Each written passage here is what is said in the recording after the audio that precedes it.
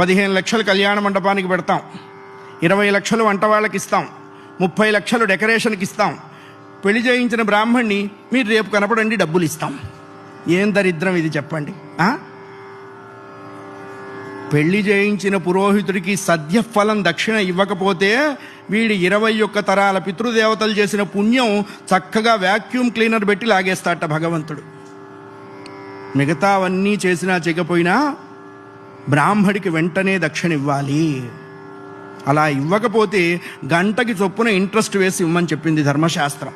15 రోజుల తర్వాత కనపడండి, మాకు వీలైనప్పుడు ఫోన్ చేస్తాను రండి. వాడు కూడా మాకు వీలైనప్పుడు పెళ్లి చేస్తాను రండి అంటే ఏమయ్యేది?